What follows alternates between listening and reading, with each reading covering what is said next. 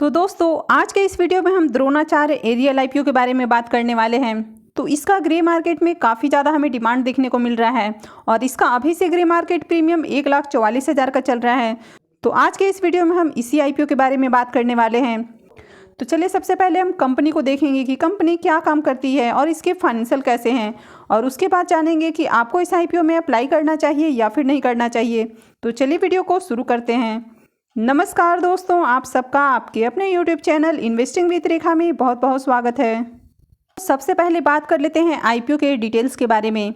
तो Dronacharya aerial IPO 13 दिसंबर से open हो रहा है और ये 15 दिसंबर को क्लोज हो जाएगा।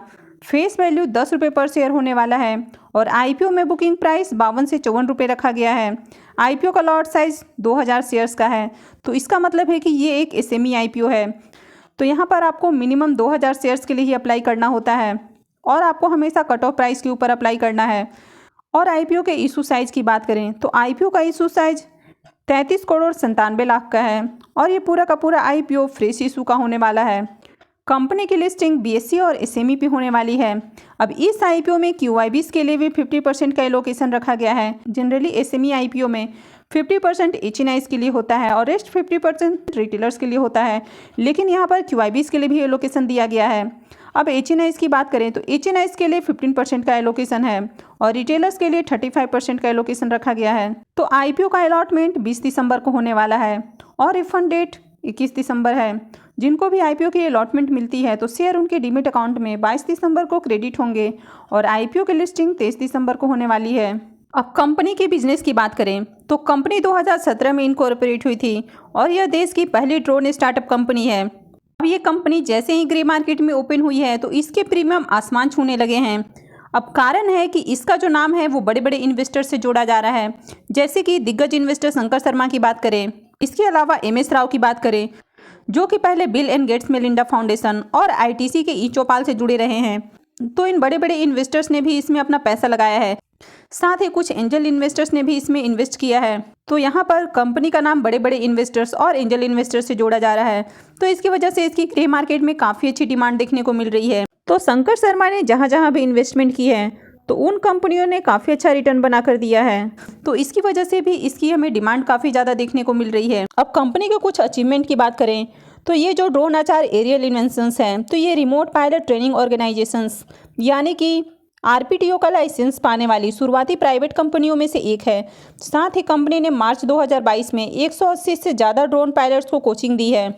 तो बेसिकली कंपनी ड्रोन सेक्टर में ट्रेनिंग प्रोवाइडर है, साथ ही सर्विसेज भी देती है और ये सर्वेलेंसेस में भी काम करती है। साथ ही कंपनी इंटीग्रेटेड ड्रोन सॉल्यूशंस भी प्रोवाइड करती है। तो ओवरऑल कंपनी का बिजनेस देखें तो कंपनी ड्रोन सेक्टर में काम कर रही है और कंपनी ने काफ़ी अच्छा काम किया है। और द्रोणाचार्य एरियल इनोवेशंस लिमिटेड, इसका ऑफिस महाराष्ट्र के पुणे में स्थित है जो कि एक आईटी हब है। तो चलिए अब हम कंपनी के फाइनेंशियल को चेक कर लेते हैं कि कंपनी के फाइनेंशियल कैसे हैं, और उसके बाद हम इसके ग्रे मार्केट प्रीमियम को देखेंगे और फिर जानेंगे कि आपको इस कंपनी में अप्लाई करना चाहिए या फिर नहीं करना चाहिए। तो चलिए अब हम कंपनी के फाइनेंशियल को देख लेते हैं।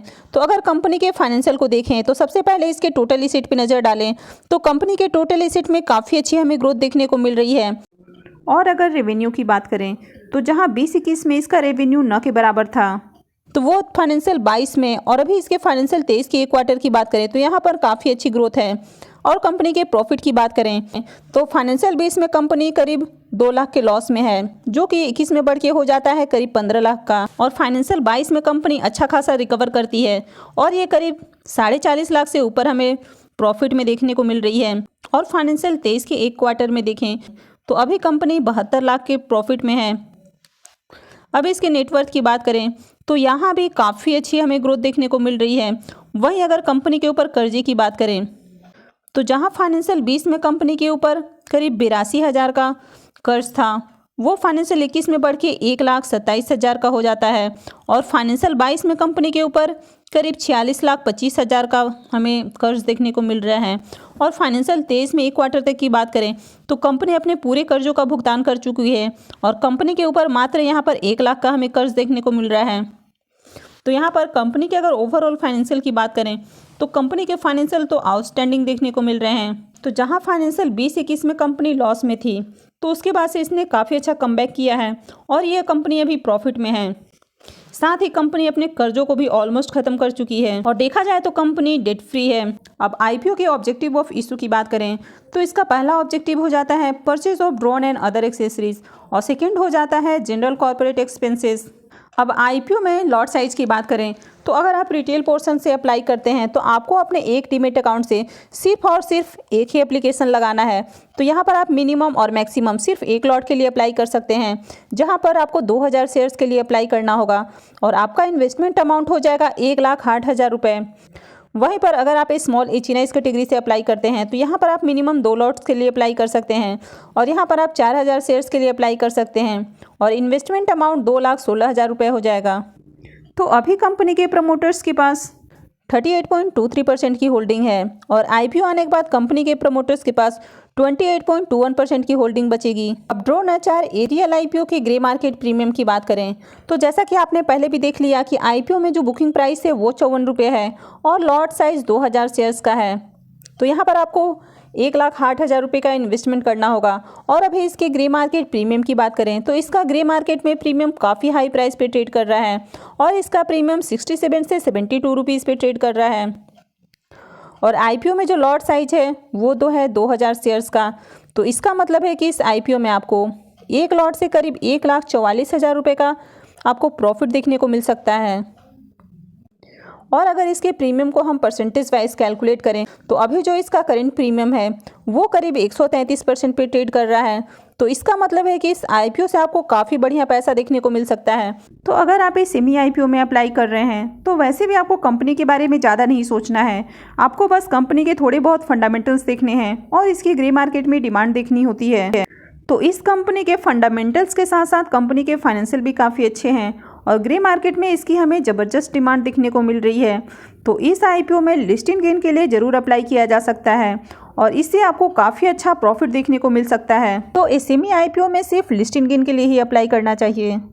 वैसे कंपनी बहुत छोटी कंपनी है, तो अगर आप इस आईपीओ में अप्लाई करना चाहते हैं तो आप यहाँ पर सिर्फ लिस्टिंग गेन के लिए अप्लाई कीजिए, क्योंकि जो छोटी कंपनियाँ होती हैं अगर आप इसमें लॉन्ग टर्म के लिए होल्ड करते हैं तो ऐसी कंपनियों का कोई भरोसा नहीं होता है कि कब कंपनियाँ प्रॉफिट से लॉस में आ जाएं।